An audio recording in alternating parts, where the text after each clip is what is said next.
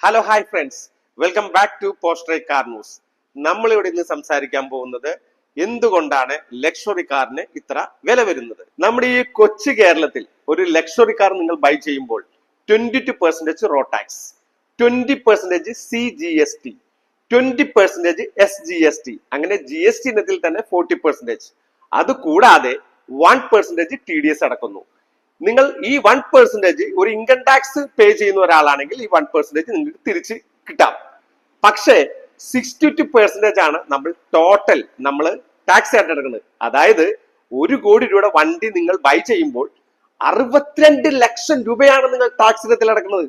അതുകൊണ്ടാണ് പ്രധാന കാരണം ഈ ലക്ഷറി കാറിന് വില കൂടാൻ. സാധാരണ കാറുകളെ അപേക്ഷിച്ച് ഒരു ലക്ഷറി കാർ നിർമ്മിക്കുമ്പോൾ high grade leather, premium quality metals, noise proof insulation, അതുകൊണ്ട് തന്നെ ഇതിന്റെ ഡ്യൂറബിലിറ്റി, കംഫർട്ട് കൂടുതലാണ്. പക്ഷേ ചെലവും കൂടുതലാണ്. ലക്ഷറി കാറിന്റെ ഹൃദയം അതിന്റെ ഇഞ്ചനാണ്.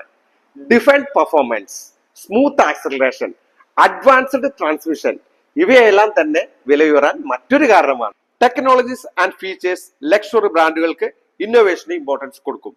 Automatic parking system, adaptive cruise control, 360D cameras, safety sensors, ഇതൊക്കെ റിസർച്ച് ആൻഡ് ഡെവലപ്മെന്റ് ചെയ്യാൻ വലിയ ചിലവാണ്. Rolls Royce, BMW, Mercedes Benz handcrafted ആയിട്ട് നിർമ്മിക്കും. അതിനാൽ ഇതൊരു വെറും വാഹനമല്ല, ഒരു പീസ് ഓഫ് മൈൻഡ് ആണ്. അതുകൊണ്ട് ഇതിന്റെ ചെലവും വർദ്ധിക്കും. ലക്ഷറി കാറുകൾ വില കൂടിയതാകാം, പക്ഷേ അതിന്റെ കംഫർട്ട്, സേഫ്റ്റി, പെർഫോമൻസ് കൂടാതെ പ്രസ്റ്റീജ് അത്രമേൽ വിലമതിക്കാൻ പറ്റാത്തതാണ്. ഇങ്ങനെയുള്ള വെഹിക്കിൾ ഇൻഫോർമേറ്റീവ് വീഡിയോസ് കാണാൻ ഞങ്ങളുടെ YouTube channel, insta page follow ചെയ്യുക, സബ്സ്ക്രൈബ് ചെയ്യുക. Great day all my friends. Post drive, get to the next level.